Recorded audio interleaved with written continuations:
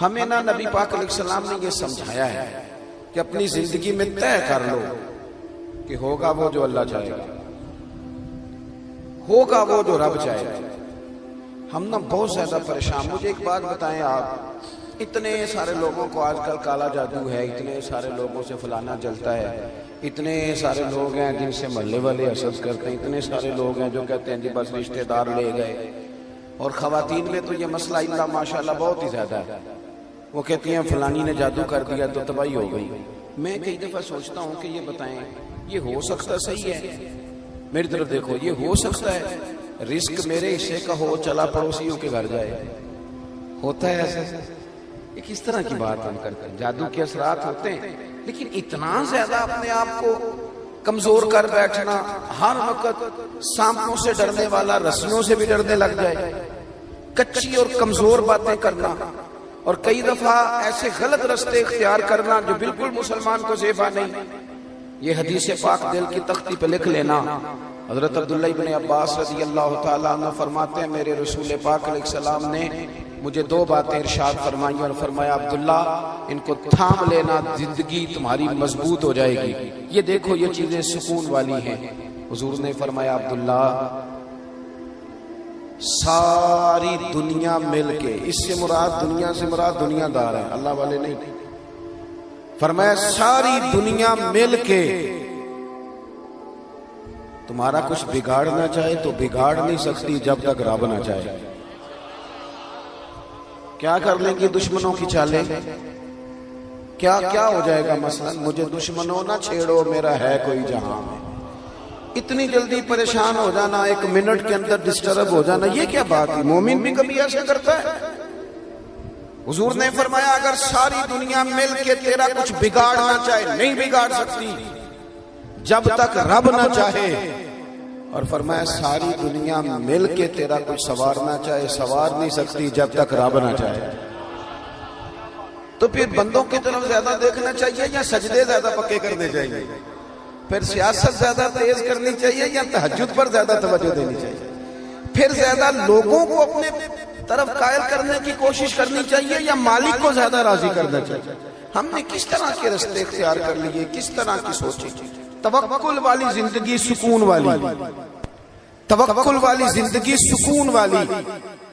بے صبری بے سکونی کو کہتے ہیں، گھبرا جانا، پریشان ہو جانا، کنفیوز ہو جانا، کبھی کوئی فیصلہ ہی نہ کر سکنا، سویرے کچھ کہنا، شام کو کچھ کہنا، رات کو کچھ کہنا، یہ بے سکونی والی زندگی ہے۔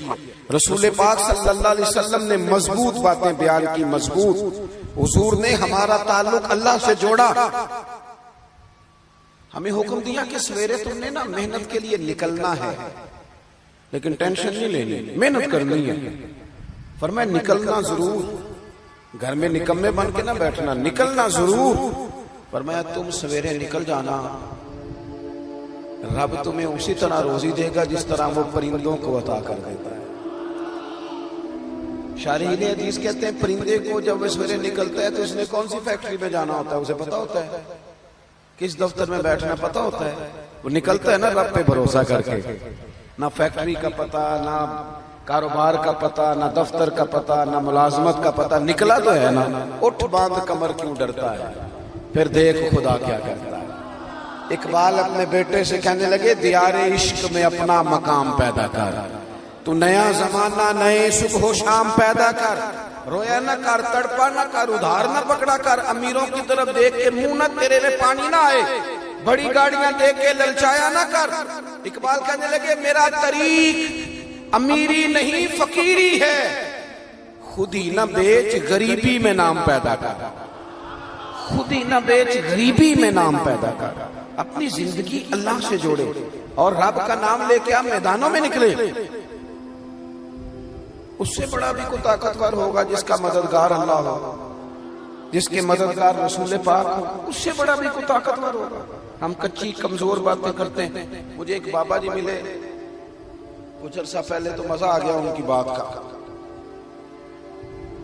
ان سے میں نے کہا کہ ماشاءاللہ آپ کے 4-5 بچے ہیں۔ وہ بعض بزرگوں کو میں نے دیکھا ہے وہ پریشان ہو جاتے ہیں، بچہ بات نہیں مانتا، میں تو روگی ہو گیا ہوں، دکھی، رو پڑتے ہیں بات سناتے ہیں۔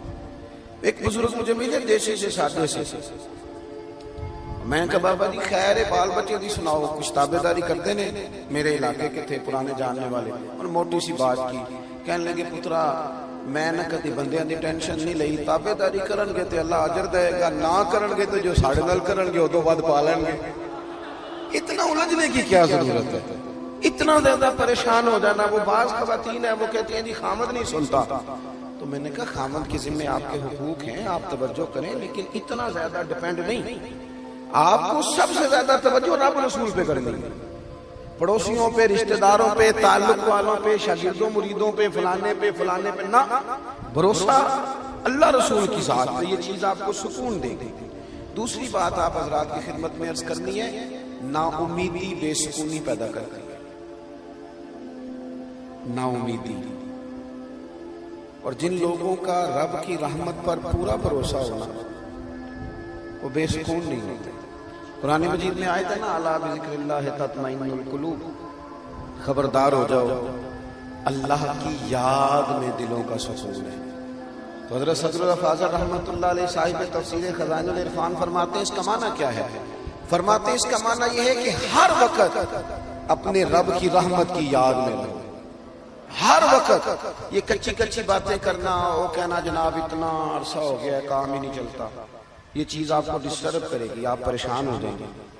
اور میں حضرت صاحب جس کام کو ہاتھ لگاتا ہوں پیچھے ہی جاتا ہوں, تو یہ چیز آپ کو کمزور کر دے گی, بے چین کر دے گی. آپ یہ کہیں کہ میں محنت کرتا رہوں گا, انشاءاللہ میرا رب مجھے کامیابیاں عطا فرمائے گا. ہر وقت اگر کمزور باتیں, ایک بندہ بیمار ہے, وہ ہمارے یہاں کچھ لوگ تیمارداری بھی کرنے جاتے ہیں تو وہ ذرا ڈبل بیمار کر آتے ہیں. ایک تو وہ جاتے ہی سب سے پہلے کہتے ہیں اوہو تسی تو بڑے کمزور ہو گئے, چلے وہ بیچارہ پہلے بیمار تھا اور حال خراب کر دیا. پھر دوسرا جو بھی تیمارداری کرنے جاتا ہے, ناراض تو نہیں ہو جائیں گے آپ لوگ, چلو میں ویسے بھی کدوں تہاڈی پہ گل کرنا, میں تے ہورے کی دی پہ کرنا. کچھ لوگ جاتے ہیں نا تیمارداری کرنے تو ایک نسخہ بھی ساتھ لے کے جاتے ہیں زبردستی, کہتے ہیں میں کھاتا سی مینوں آرام آیا سی تم ہی کھا, اور کچھ تو بنا کے لے آتے ہیں, اور کئی تو ایسے ہوتے کہتے ہیں لاؤ پانی کے گلاس, ایک خوراک کھاؤ میرے سامنے. او بھائی آپ مہربانی کریں, آپ جب تک کسی شعبے کے اندر مہارت نہیں رکھتے اتنی دیر تک آپ اس طرح کے کام نہ کریں. آپ کبھی ڈاکٹر کے پاس دوائی لینے جاتے ہیں تو وہ سب سے پہلے نا ایک کونے پہ لکھتا ہے کہ آپ کو شوگر تو نہیں, آپ کو بلڈ پریشر تو نہیں, پھر وہ دیکھتا ہے کہ آپ کسی اور مرض میں مبتلا تو نہیں. اس حساب سے وہ نسخہ بناتا ہے تاکہ کسی جگہ کوئی چیز ایسا اثر نہ ڈال جائے جو تکلیف کا باعث. اور جو نسخہ لے کے آیا اس نے کوئی شے بھی نہیں پوچھی, وہ بس یہی بتایا جاتا ہے کہ میں نے کھایا تھا. تو اللہ کے رسول صلی اللہ علیہ وسلم کا طریقہ یہ تھا کہ جو بندہ پوری طرح کمزور پڑ جاتا نا, حضور جب جاتے نا تیمارداری کرنے, تو بس تیری ایک نظر